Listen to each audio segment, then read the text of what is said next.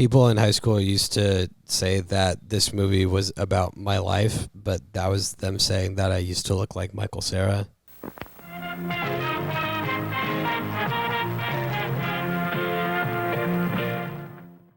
Yeah, I recently said that when I watched your first movie that you were giving off Michael Cera vibes, so that checks out.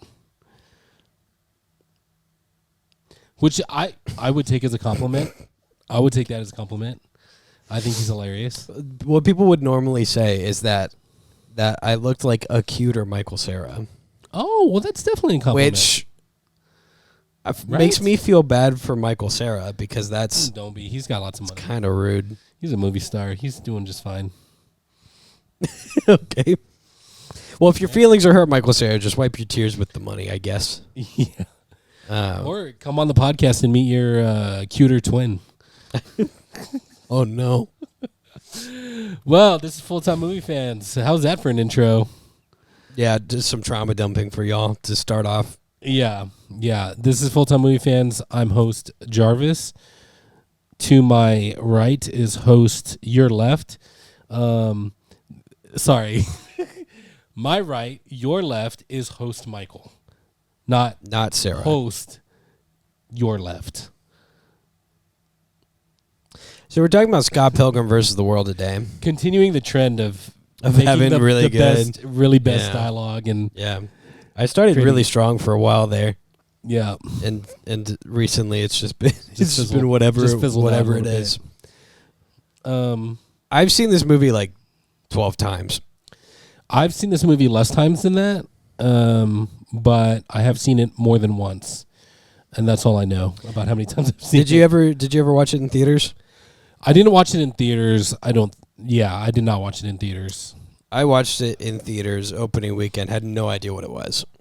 Really? Yeah. Completely blind. Yeah. Just seemed like an interesting movie. And for a young teen at the time, very fun. I mean, my brain was just going off. Even as a grown adult, it's very fun. Like, I watched it like hours ago. Yeah. An hour or two and it's ago. still great. Still fun. Had a great time. Laughed. Well, I watched it with my dad, and my dad, if I'm remembering correctly, said it was probably one of the worst movies he's watched. Oof. I don't think he has that Napoleon Dynamite type humor. No, his favorite movie is Braveheart, which isn't a bad movie. It's just like a classic dad favorite movie. It's like a dude. Yeah, Braveheart and Fight Club. No, not Fight Club. He wouldn't. Really? He wouldn't be into Fight Club. Yeah, that's definitely a bro movie. And Passion of the Christ, also one of his favorites. Nice. There's a list of movies that a woman made, Sybil saying, that are red flag movies, and I just listed 2 of them. Yeah, he just likes Mel Gibson then. Yeah, basically. Unfortunately. Basically. Yeah, pretty much. Yeah, Mel Gibson can do no wrong because he made the Jesus movie. Yeah, I mean, which this is the very opposite of. Let's be real. Yeah, this is very opposite, very irreverent. Not as irreverent as Deadpool, which we're going to talk about a lot. Probably because Deadpool is new and here. It's hot. Yeah, it's the hot new thing. But what else is new and hot is Michael Cera as Scott Pilgrim. That's not new. It's old. It's technically it's still hot. It's technically new because the TV series came out last year. Yeah, it's like what's his name from the Ocean's 11 movies. I guess we could even go Brad Pitt these days. Old but hot. Okay. George Clooney. George Clooney is who I was thinking of. Thank you. Old and hot. Old and hot. Just like Michael Cera in this movie. Yeah. Yeah, this is one of those weird movies where they're all supposed to be like early young adults. Yeah. And they're all like deep in their 30s. True that. I mean, but I'm going to make the claim that I made in the other video if you just came from watching our episode on Iron Man. Yeah, have you noticed that the more that we do this, the harder it is to remember the ones we've done? Yeah, why you keep bringing up age stuff? The older I get, the more my memory fails. Is that what you're trying to say? Yeah. Next thing you know, you're going to be talking about how it's hard for me to walk up steps with my bad knees when the weather's crazy. You do live on the third floor. I do live on the third floor, so I use the steps a lot. And you know what? My knees make it up there just fine. I've been taking my collagen supplements. Your daily vitamins. Yep, because I'm old. So And so are most of the people in this movie. But that's besides the point, because it's still a great movie. When was this movie made? 2010. 2010, 2 years after Iron Man was made. 2 years after Iron Man. And several years before we got Chris Evans in the MCU. Well, sure. Because Chris Evans, famously known as Johnny Storm. Exactly. From the Fantastic Four. Also lesser known as Captain America. Yeah. From the Avengers movies and the Captain America movies. More known as one of Ramona Flowers' ex-boyfriends, Lucas Lee. Lucas Lee, yes. Who is also an actor, a pro skater turned actor, which we'll get to. He's a man of many talents, this Chris Evans guy. Yeah. Yeah. But this is, real quick, why don't you just go through the cast before we get into our first impressions? Because this is like, the cast kind of goes crazy. This one's studded for sure. Yeah. Michael Cera, Mary Elizabeth Winstead. Yep. Kieran Culkin, Anna Kendrick. Yep. Mm-hmm. Aubrey Plaza. Oh, absolutely. Jason Schwartzman. Yes. Ellen Wong. Yep. That's Knives Chow. Hold on. We're getting there. I don't like how they mix, but I guess it is in order of like how you see them. Chris Evans. Yep. Brie Larson. Yes. Ooh, yes. And a bunch of others. Brie Larson. And Bill Hader as the first voice we hear. I love Bill Hader. Long time ago. Love Bill Hader. In Toronto, Canada. Yep. And then also Scott Pilgrim was dating a high schooler. Brie Larson, you know what? I saw this before I knew who Brie Larson was. Yeah. And her character, I don't really like her personality. You know, like but man, she could sing. That song, the first time they started singing, I was like, whoa. Did you know that Brie Larson is actually singing in that one? Yeah. And she actually sings in the Marvels movie. She's actually quite talented in musically, which you can check that out on our future channel, Full Time Music Fans. We'll feature Brie Larson. I'm not liking this joke. You've done it twice now, and now I'm... You don't like any of my bits. Have you liked any of my bits? You didn't like my Ghibli bits. You don't like any of them. Well, we'll talk about it on our other channel. I just want you to like my bits, bro. Fans. Full-time only fans. That's what I'm not going to be willing to do with you. Okay. But so first impressions of this movie. You said that you saw it in theaters. Yeah, and I thought it was awesome. Like, hands down, I was like, wow, this is an awesome movie. Why? I could watch it like 10 more times. It's awesome? Like, it's so fast-paced and so, like, not serious that it's just, like, fun to watch. Let's be real, the story itself on, like, a surface level is so mundane that it should not be interesting. But, I mean, we talked about this, though, because sometimes it's just a simple plot that is the best.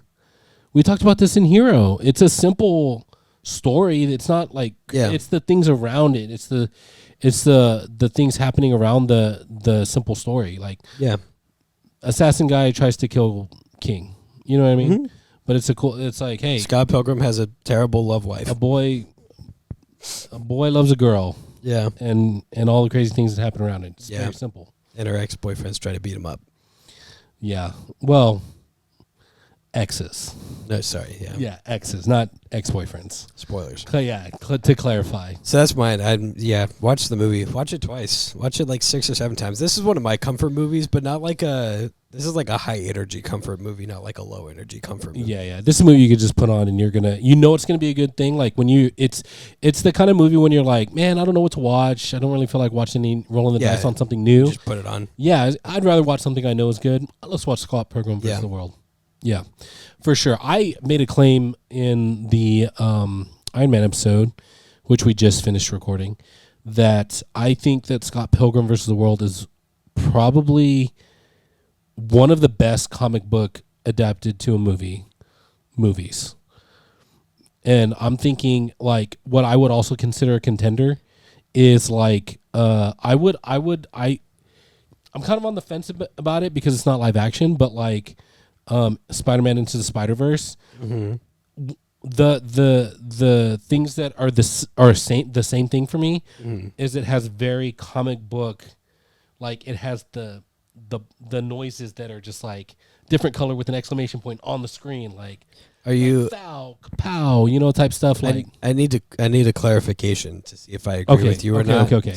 Are you saying that it's a good, accurate to the source material movie, or just a good movie for it's it's based off of? It's a good movie for like having comic book vibes, but in a movie. Okay. Because I'll agree with you then. Because that is it's one of the best ones. Yeah, in that the case, way that it's filmed, the way that they even use some of the comic book, like showing certain scenes. It's really hard to make a comic or graphic novel or whatever book not feel cringe. Right. Yeah. Right. Exactly. And they do it well. Yeah, and I would say Into the Spider-Verse does that too, because it's not. Yeah.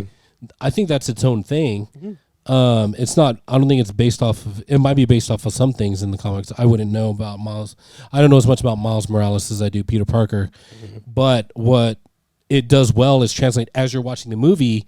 You feel strong comic book vibes, because of the transitions and because of which. I agree. Which Star Wipe. The first the original Spider-Man trilogy with the homie. Help me out. Go ahead. No, you got to help Toby? me out here. Not Tobey Maguire, the director, Sam Raimi. Oh.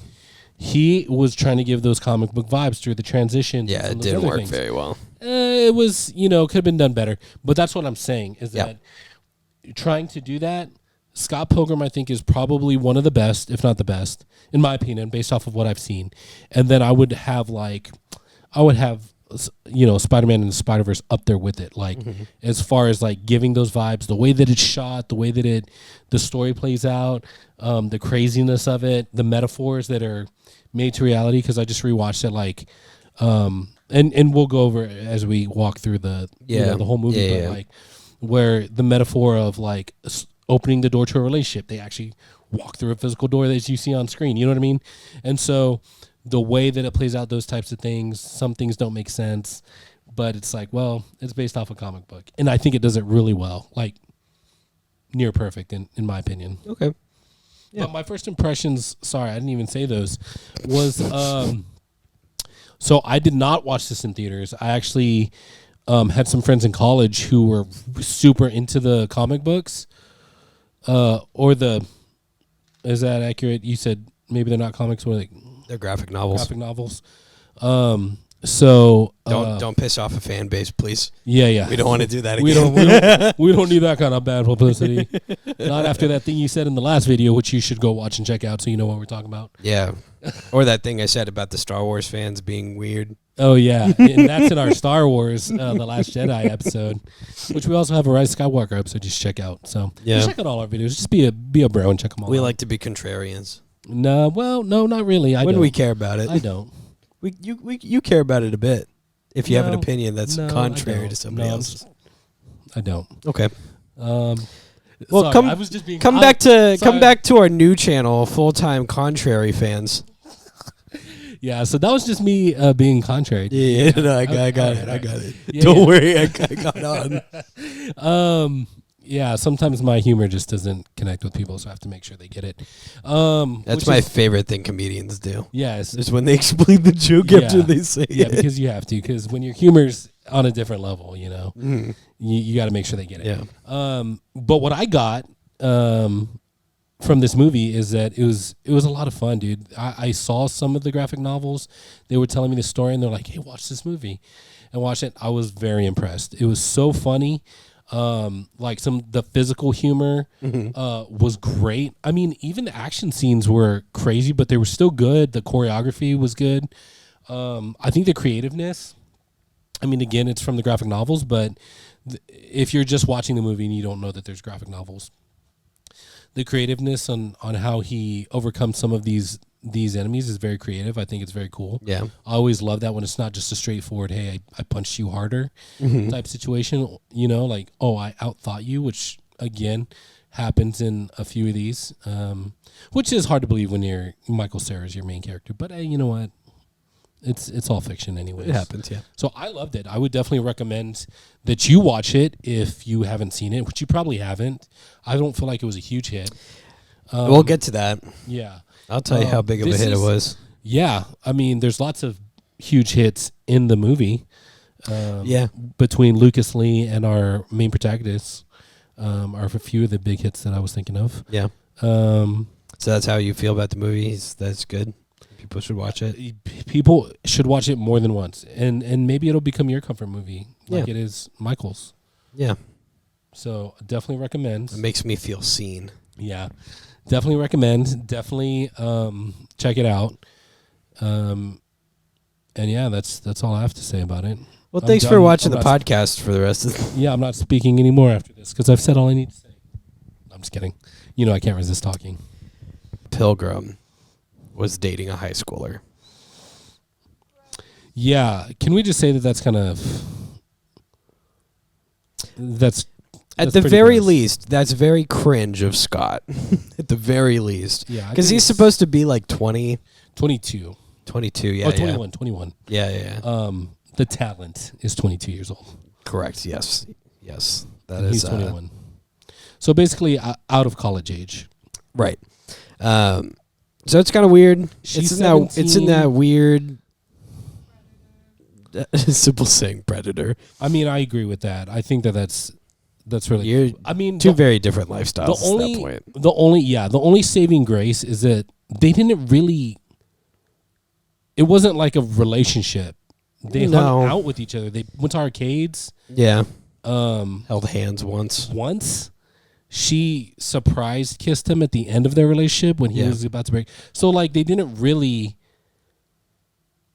do anything physical. So that's the only saving grace. It doesn't make Scott any less weird, but yeah, he's dating a high schooler and is in a band. Why is he dating a high schooler, though? Because he's got self-image issues. And she's kind of just a rebound, to be honest. Yeah, from Envy Adams, who he hasn't been with for like 7 or 8. No, it's been months. Oh, no. It was months. Was it? Yeah.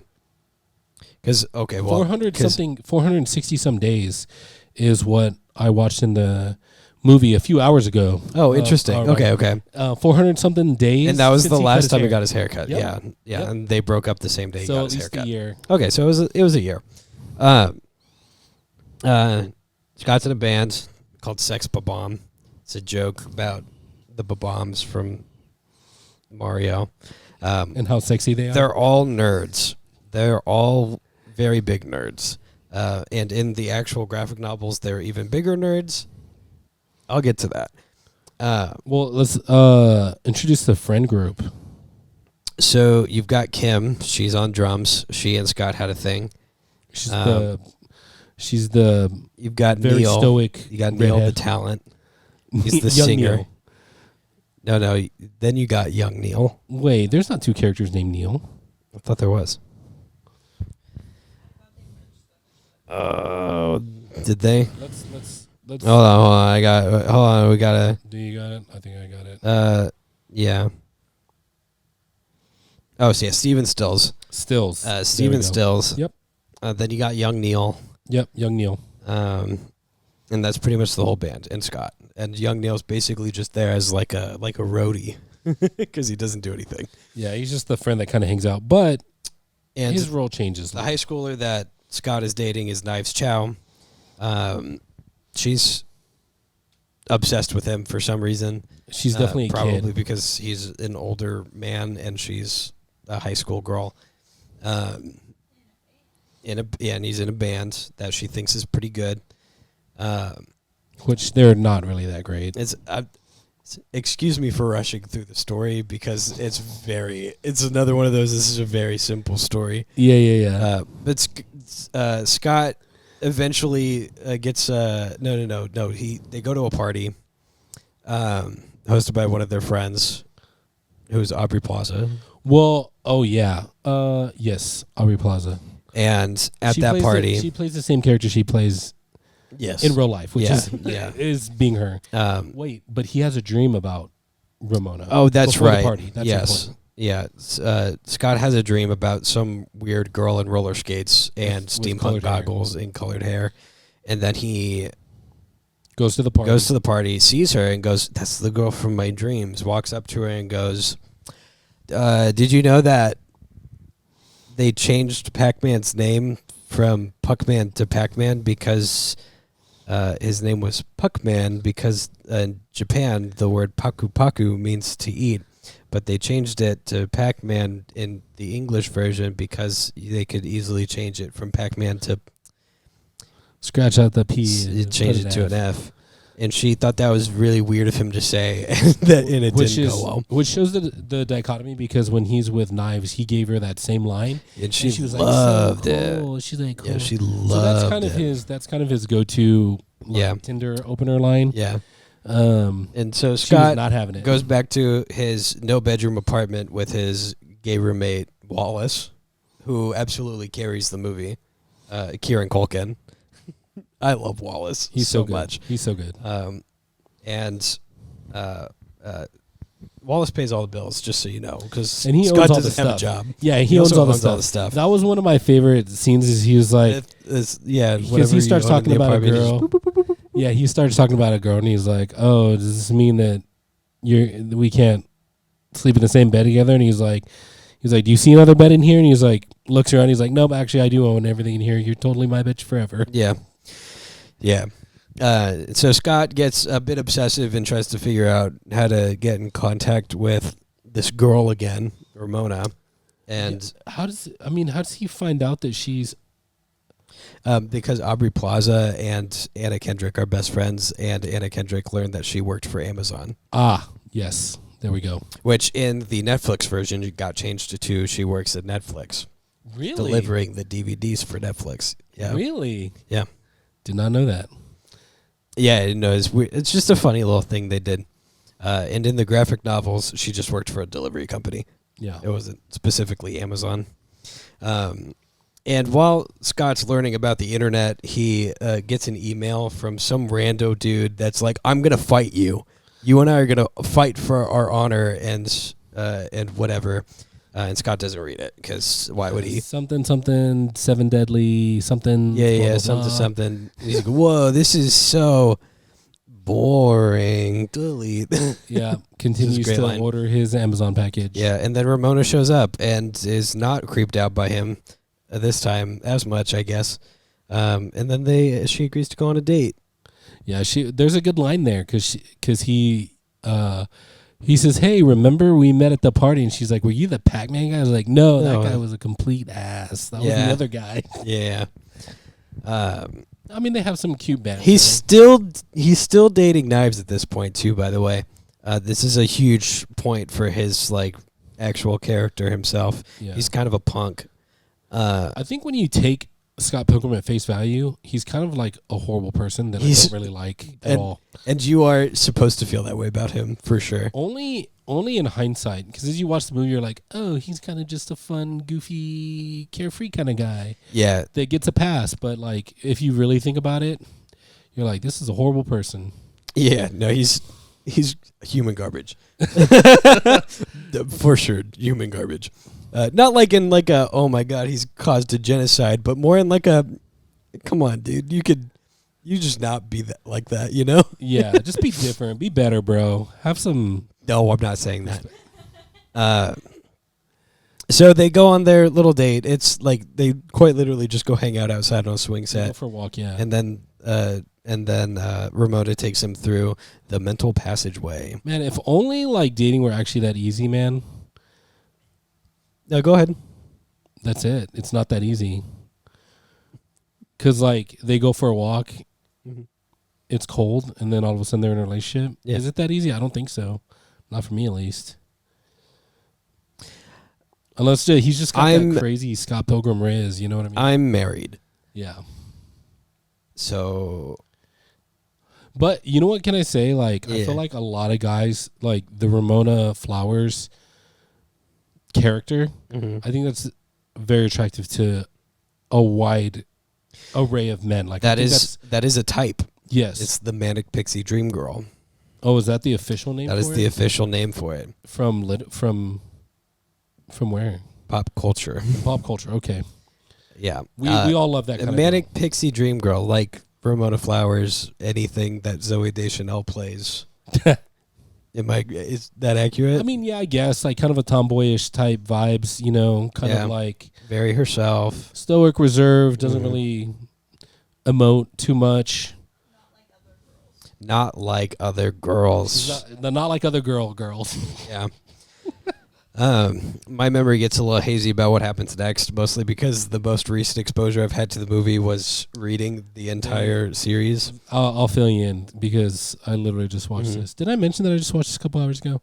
They literally You always do that too, which I think is the best way to do it. Yeah. So they literally go back to her place for some tea. Yeah. To warm up, and then of course he's overflowing with Riz, so she sees that he's cold. Can I get you a blanket? Yes, please. He gets impatient. He goes in and she's changing.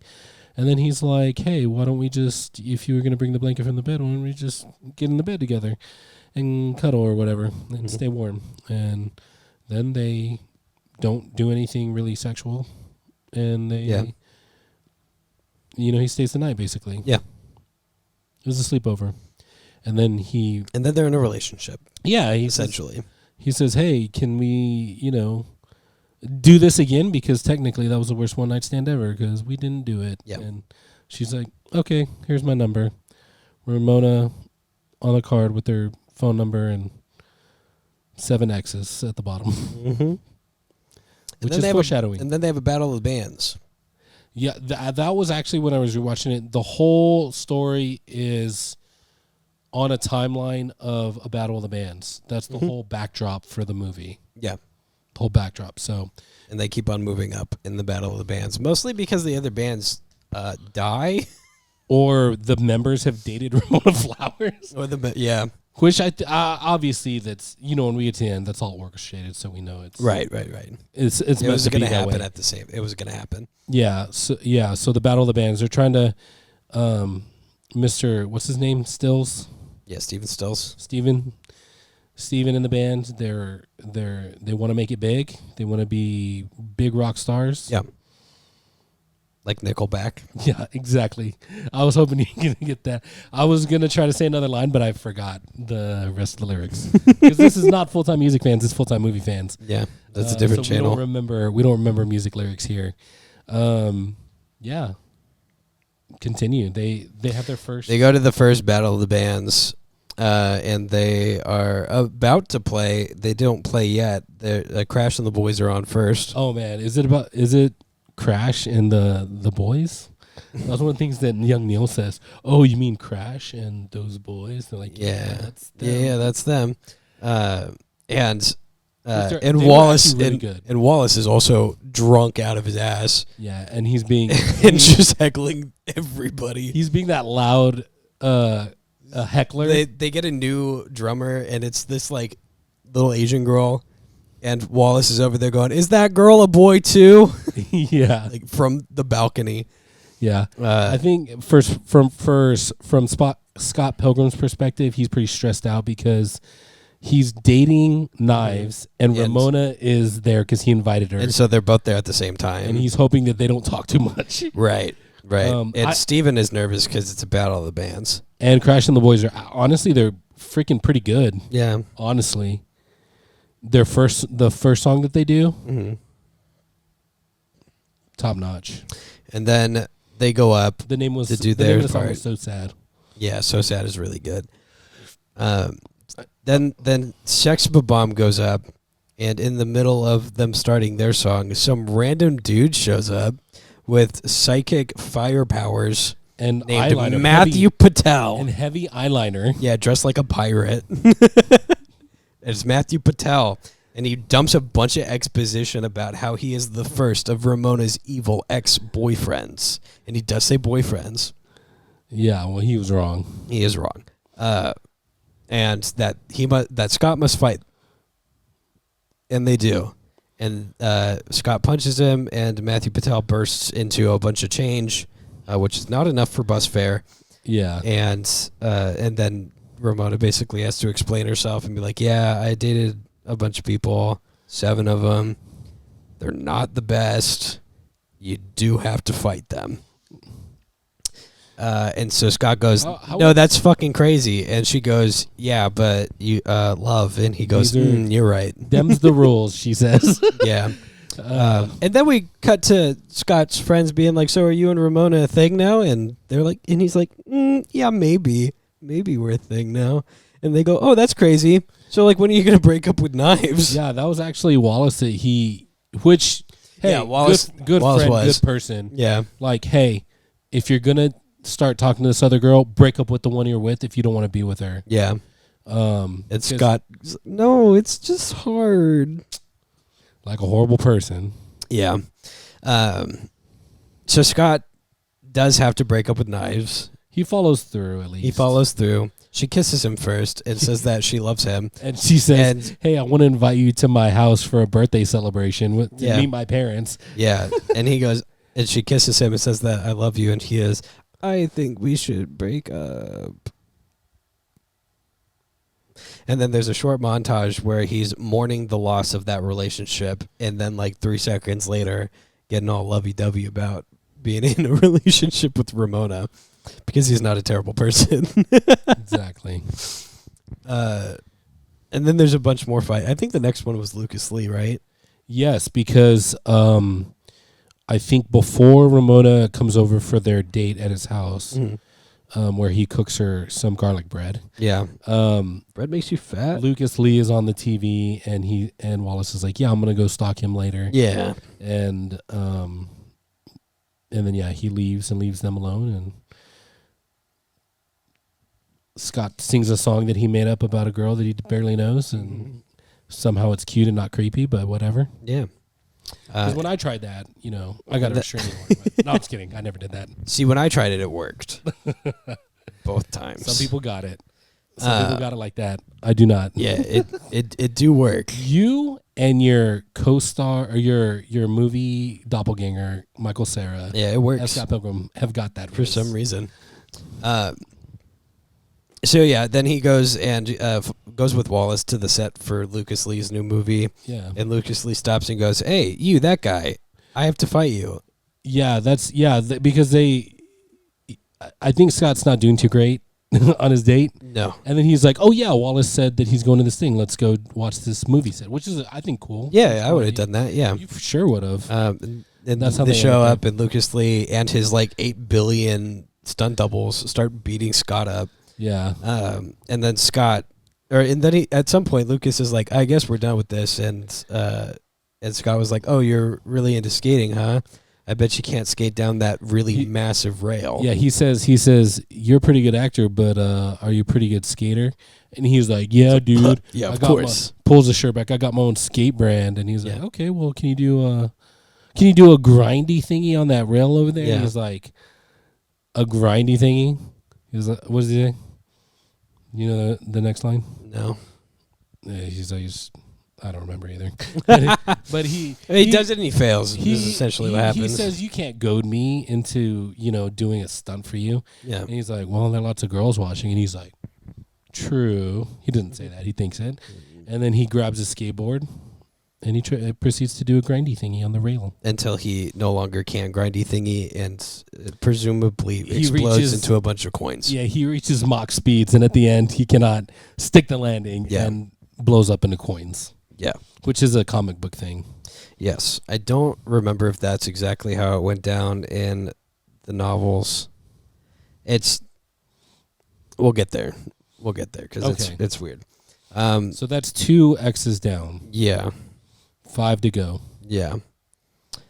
And the next ones are not the twins. No. The twins are like second to last. Yes. The next one is not the girl. Is the girl? I don't know if I can pull that one up. Yeah. So after they leave from Lucas Lee, I think it think it might be. Oh yeah. No, it's her. He's walking. He's walking. And he goes, "So you're telling me I have to beat 5 more of your evil ex-boyfriends?" And she goes, "Exes." And they have a little bit of a fight about it. And he's like, "This is ridiculous. I don't think that there's any reason this needs to happen. I don't need to be fighting your ex-boyfriends, exes." And he goes, "Why do you keep on saying that?" And then she pops up. Well, she tries to ambush him in a in an alley, I guess. Yeah. And then she disappears for a little bit, and Scott's just kind of getting over it. He's going to some party. Yeah. With her, and she's there. Yeah. Well, she shows up. Yeah. They get into a little bit of fight because he's like, yeah. Why do I have to? Why do I have to almost die? You know what I mean? Like, yeah. Why don't you just give me a list of all these people you had sex with, and then that way I can, he's drunk, he's a little upset. I mean, rightfully so, I think. Yeah, it's weird to have to fight your significant other's exes. Yeah. And so they show up. I don't remember her name. And Scott has some moral quandary with fighting a girl. He has no problem with dating underage ones, though. No, but just problems fighting them. And so he's very Ramona fights her, kind of gets her weak spot. Yeah, it was cool. She does the whole like cartoonish. Yeah, pulls the big old hammer out of her bag. Yeah, that's her thing. She uses Scott Pilgrim hands to fight her because technically the rule is whatever. Yeah, he has to defeat her. I don't know. That one's kind of rushed, but like it's there. Yeah, this was the weirdest one I'm going to tell you right now for the graphic novels. Oh, really? Because she lingers for like an entire book. There's only 6, and there's seven evil exes, right? Yeah. So she lingers for an entire one, which is not usual. Yeah, apparently, and it's not one fight. It's like a small fight every once in a while. Yeah, apparently he wins by hitting a sensitive spot behind her knee that just that takes her out. Yeah, she just explodes into coins over that kind of stuff. Yeah, and then the next evil ex comes with Scott's evil ex, Envy Adams. Oh. And I don't remember his name, the vegan one. Yeah, but he played Superman. Yes, in he did. The Return of Superman. Yes, he did. And so this is where Ramona gets to meet Envy Adams, Scott's evil ex. Yeah, who is Brie Larson. Brie Larson, who sings a Metro song, and it's very good. It's a very good song. It's a very good song. There was a time where it was like in my head, and I would like look it up on YouTube just to replay it. Yeah, no, I listened to it a lot. Yeah, it's very good. It was in our wedding playlist. What's the Clash at Demon Head is their band name. Yeah, and so they get invited backstage after a Clash of Demon Head's show because Envy likes torturing Scott. Just salt in the wound. And we learned that the Envy, bassist... Salt in the Wound Adams. You can workshop that one. Okay, all right. Put in the comments a better idea than that one. And we learned that Ramona dated the bassist, who has vegan superpowers. Because being a true vegan gives you superpowers. Yeah. And so Scott has to fight him. Scott's no match for him, though, because he's... like got Superman, vegan superpowers. He can fly, he can choke you. And so they go to a base off, which he still loses.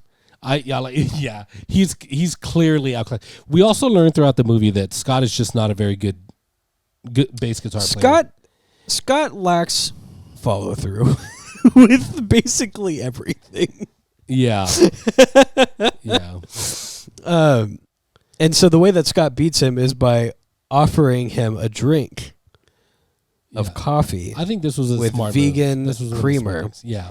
She's like, "Oh, well, haha, I know that you put real creamer in there, and I'm not going to drink that." Yeah, well, part of the power skill set of being a vegan is apparently you can read people's minds. Yeah. And so... he got 2 coffees, put real creamer in one and vegan creamer in the other. Yeah, soy or something like that. And switched it around. Well, in his mind. Yeah, he was like, "Hey, man, I know that in your mind's eye that you put real creamer I'm going to take this one instead. In one of those, and it's that one. I'm going to take the opposite." And then the vegan police show up, and they go, "Freeze, you had dairy." He goes, "No, I promise. This is the first time. Don't take my powers." And then at some point, they're like, "And what about the time that you had Gelato. Gelato. Gelato's the first one. And they're like, he's like, gelato's not vegan? He's like, that's smoking eggs, bitch. Yeah. And then he said, on this date, you had chicken parmesan, yeah. And then he was chicken's not vegan? and then it was it's so funny, dude. Yeah. And that's how Scott beat him. They de-veganized. They're like, hit him with the yeah, de-veganize Ray. Yeah. So they steal Which is his so powers. dumb. They high-five that each was other. also weird in the graphic novel because that does not happen. Oh, really? Yeah. Yeah, so they de-veganize him apparently. They jump through the hole they busted in like the Kool-Aid guy, and they laugh and high-five on their way out. The vegan police. Yeah. And then we're down to one evil X. There's more actually. Let's not forget. He headbutts him into coins. Yeah, he does headbutt it, which is a really cool shot. And then he kind of gets his he gets to say his piece to Envy. Yeah. She's like, you literally headbutt my boyfriend into coins. And he's like, well, you headbutt my heart or something like that. Yeah. So we're even. Yeah, it was good. And then Scott starts to grow his balls back again, I guess, and is like, "Well, I'm almost done. I got to fight 3 more. The next 2 are twins, who they battle through the next. Yeah, who they battle in the next set of the Battle of the Bands. They just happen to be, which is how they get defeated. So good one for Scott and the rest of the gang. And can I just say, what an eclectic taste for dating that Ramona has. Yeah. I mean, Very nice she does not have a type. She's been with everybody. Yeah. Guys, girls, Asians, twins. Yeah. White guys. And the Indian man. Yeah, Indian. Gideon Gray. Yep. And at this point, Ramona's kind of become distant from Scott, and I think breaks things off with him. They're both feeling unofficially the stress of yeah. Scott's stress, so that stresses her. Yeah, that stresses him. It's just, and then we learn after the twins are beat that she went back to Gideon. Yeah, apparently he has some. He just has something about him. Something about him. So Scott Gideon gloats, gets depressed again, as he does. Yeah. His band members replace him with young Neil because young Neil's better. Yeah, and they get invited to go and play at Gideon's new. They get a contract. And they all sign it immediately, and Scott doesn't because he's like, right, which is why he gets replaced. Guy who stole my girl. Yeah. And then Scott, I don't remember what gets him. He has another dream with Ramona in it, right? Oh yeah. Yes. Where accurate. Was this before or after he's? Yeah, no, it has to have been before. Yeah. Where he's like, "Why'd you leave me for that guy?" And she said, "He has a hold on me." Yeah. He's like, "But that creepy guy has a hold on you?" And she's like, "No, really, he has a chip in the back of my head. He controls me with mind control, literal mind control." And so he's like, "Oh, I gotta beat this guy up. This guy's evil." Yeah, and so he goes to the new. I don't remember what it is. It's like an event center place that Gideon made in Toronto, and challenges him to a fight. And Scott loses and dies. Yeah. And then he goes back into his head, and Ramona's back in his head, and she's like, "Hey, I know that you're here fighting for me, but why? Yeah. There's no point." And so he gets to run it back like a video game. Well, because he earned a one-up life earlier. When I think Kim told him to get a life. Yeah. And then he did. It's kind of funny. It was a fun little moment that you could miss very easily. Yeah. So he died, but his one-up gave him a do-over. So he got to do it over again. Yeah, because the first time he fights Gideon, a sword comes out of his chest for the power of love. That's right.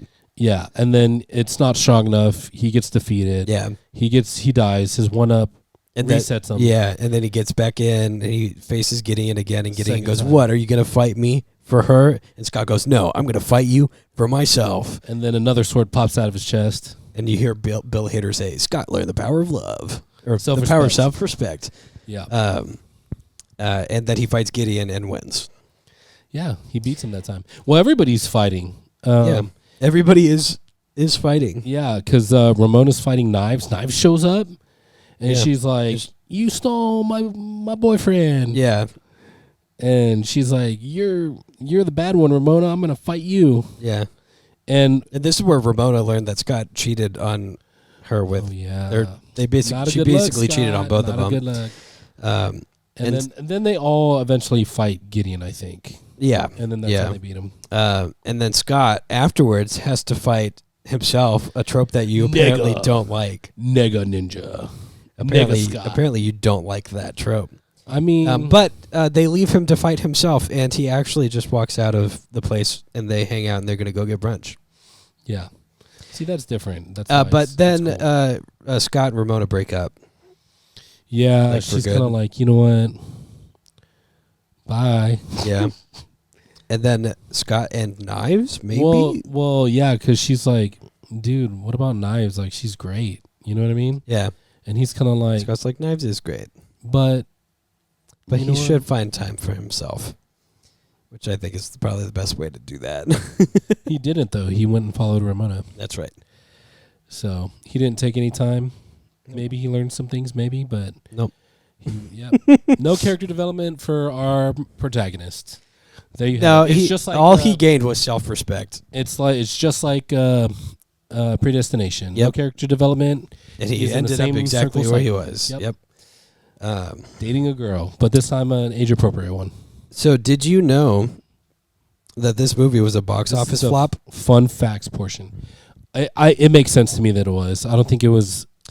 There's not enough people that knew about it to like but it's now remained a cult classic. I'm sure it's made its money back by now.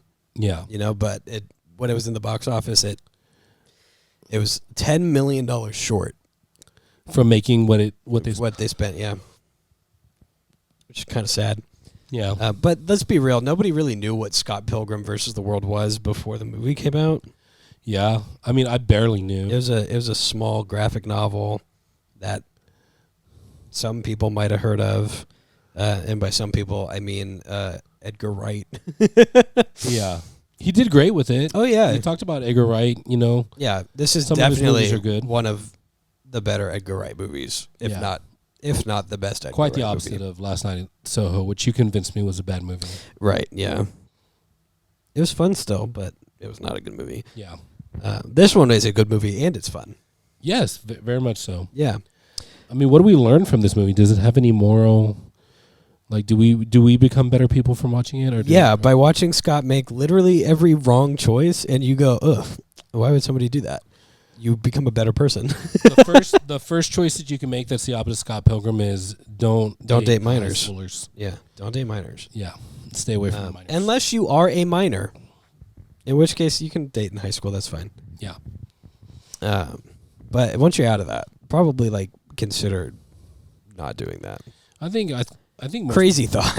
I think most people should just date people that are age appropriate for themselves. Very hot take for sure. No. So I feel like I'm taking crazy pills in the world today. Yeah. all these men on the internet are like, yeah, man, you can be however old and date a 20-something-year-old girl, and I'm just kind of like, you probably shouldn't.